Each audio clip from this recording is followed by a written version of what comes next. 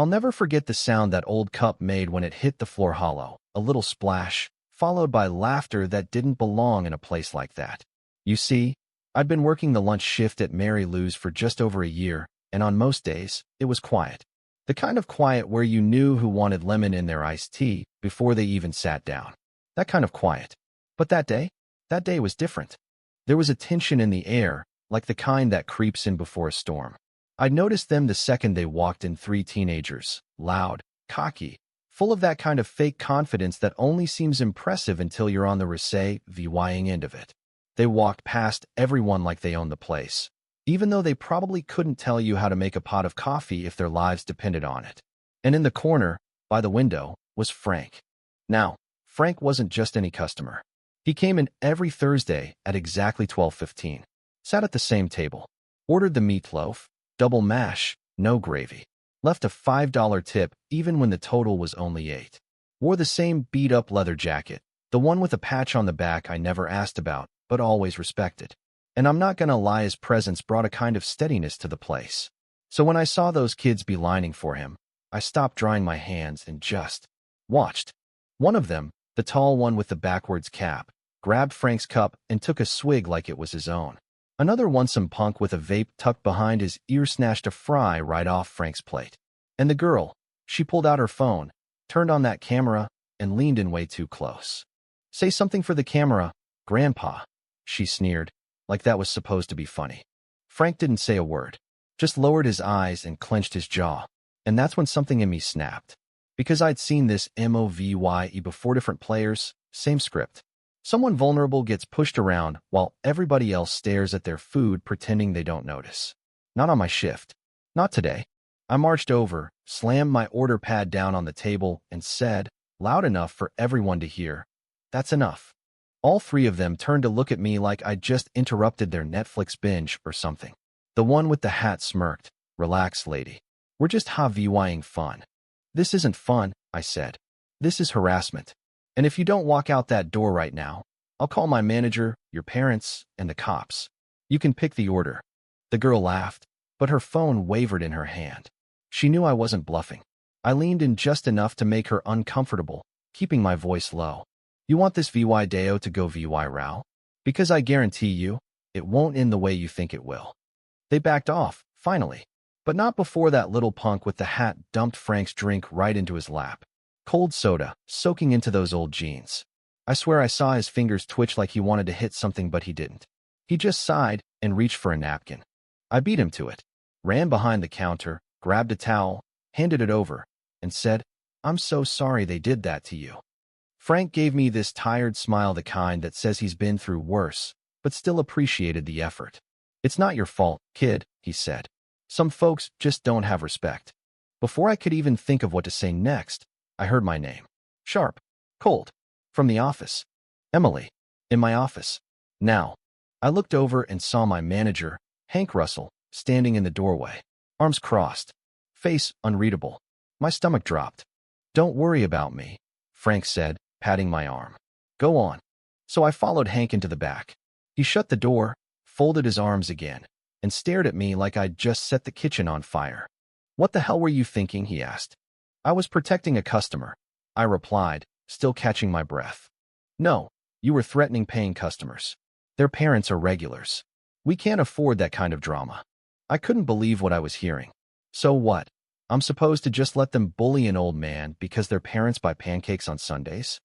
"You should have come to me," he said, rubbing his temples like I was the problem. "Now we've lost their business. And probably more.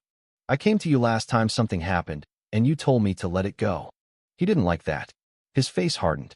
"That's enough. Hand over your apron." I froze. "What?" "You're done here, Emily." And just like that, I was fired. For standing up for someone who wouldn't defend himself. I took off my apron, laid it on the desk, and walked out, heart pounding in my chest like it was trying to break out. Frank was still there, watching me. "What happened?" "I just got fired," I said, trying to sound like it didn't matter. Like I hadn't just lost the only steady job I had. He frowned, then reached into his jacket and pulled out a card. "No name, no company, just a number. If you ever need something, call." I didn't know what to make of it. I drove home, my thoughts spiraling. Rent was due next week. I didn't have SAVYNGS. My phone buzzed a text from my best friend Jenna. Hey, want to hang out later? Got fired, I replied. Not really in the mood. Seconds later, I'm coming over. Before I could even put my phone down, there was a knock on the window. I looked up Frank, standing by my car. You okay? He asked. Not really. I didn't mean to cause trouble. What you did back there? Most folks wouldn't. I shrugged. It just felt like the right thing. He handed me the card again. That number? It's a lifeline. Use it if you need it. Then he walked away. And that would have been the end of it, if not for what happened next. I was halfway through microwaving leftover spaghetti when my phone blew up. Messages, mentions, notifications. Jenna called, screaming, go on Facebook. Now, the VY Deo, the one the girl was filming. It had gone VY Ral. There I was, standing between Frank and the Bullies, telling them off. And then, the part where I got fired. The caption? Waitress stands up for elderly vet, gets fired for it. Shameful. Within 2 hours, it had over 200,000 VYUs. Then I heard it. Loud, low rumbling. Motorcycles. I stepped outside and my jaw dropped. Bikes. Dozens. Then hundreds. Rolling down Main Street toward the diner. It looked like something out of a MOVIE. My phone rang. Unknown number. Emily. Yes. We've got your back. Who is this? Just call us friends. You made one stand. Now we're making ours. Click. An hour later, the parking lot of the diner was filled with leather jackets, helmets, chrome. And in the front of the pack? Frank. Someone live-streamed the whole thing.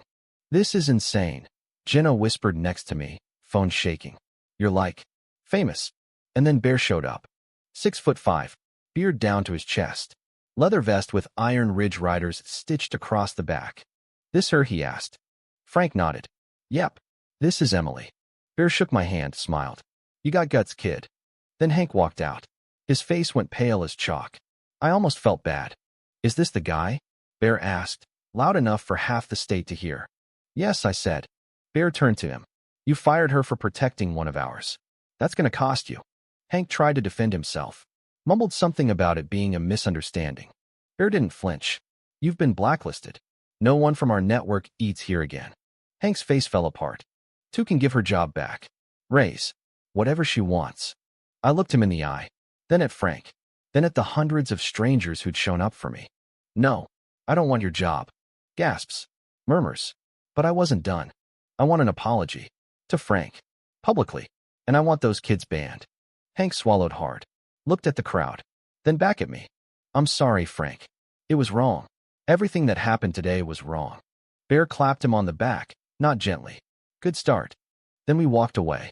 Frank, Bear me. The crowd cheering like I'd just scored a touchdown in the Super Bowl.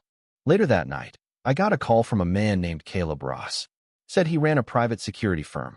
You've got heart, Emily, he said. We need people like you. And just like that, my life changed. Not because I yelled at some teens. Not even because I lost my job. But because I stood up for someone who needed it and people saw. You never know who's watching. And if you ever get the chance to do the right thing, take it. You might lose a job, but you might gain an army. What would you have done in my shoes? Let me know in the comments. Would you stand up or stay silent? Because sometimes justice doesn't wear a badge. Sometimes it rides a Harley.